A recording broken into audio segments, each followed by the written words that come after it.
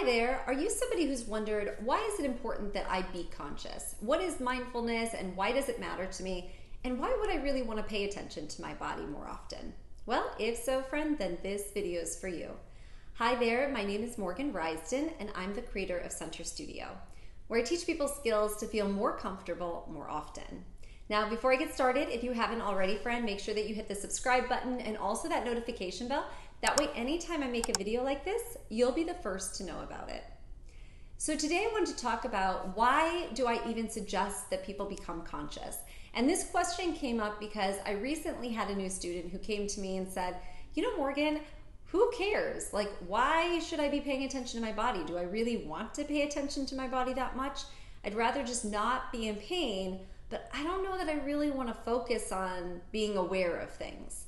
And I understand the student's trepidation. I understand sort of the intimidation around what am I going to notice if I start paying attention all the time? Am I going to be annoyed? Is it going to be distracting from other things in my life? But what if, my friend, by becoming more conscious and aware, you actually felt better in life?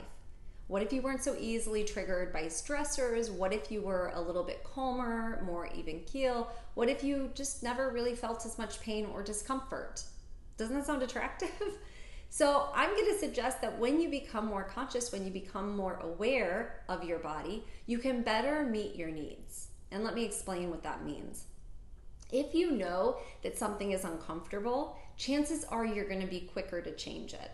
Chances are you're going to modify or be checking in with it more frequently because you're like, oh, I think this might be a concern. Let me go back and revisit that.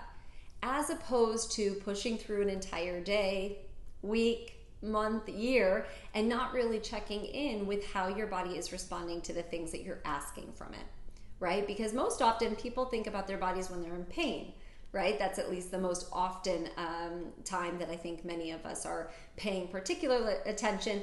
And what if when you were paying attention in other times, you were able to, adjust? Maybe it's noticing, you know what, I feel like I haven't been outside and I just like a breath of fresh air. I just like to walk around the block. Doesn't have to be long. Could just be down to go get the mail. Could be to the neighbors because I have to drop something off. And what if just that small movement made you feel less tired, less fatigued, or even less uncomfortable sitting at your desk all day, right? What if you were able to check in with, how you felt about cooking dinner and you're like, I feel really stressed about having to make decisions every single night about what to feed my family. You know what? I'm going to start doing something differently. I'm going to ask for ideas from people. I'm going to start meal planning, or I'm going to start asking for help from maybe a partner or a roommate, right?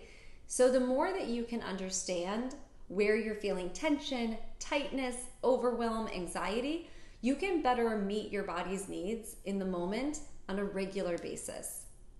And I feel like the body is sort of like a good friend, that the more you take care of it, the more the friend wants to be a good friend to you, right? And the more that you, ignore it, disregard it, push it to the side, the body, or in this analogy, your friend is like, whatever, I don't want to help you, you don't help me.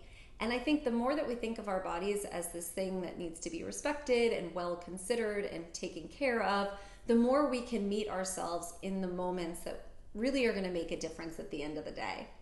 So one trick I'll leave you with is a question that I ask myself. And I ask myself this when I'm doing something and I'm thinking, is this a good idea?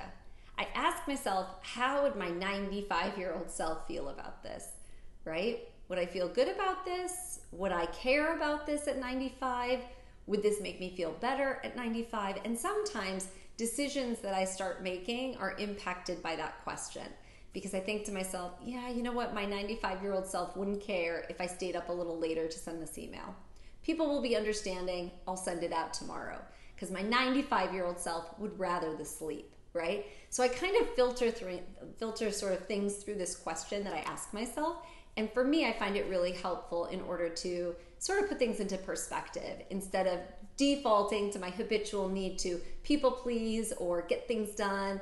Because my type A personality really likes to do those things. So just something for you to consider and see if that helps you. Of course, as always, friends, I'd love if you would like and comment below if there are things that you do that help you on a regular basis. I'd love to hear about it.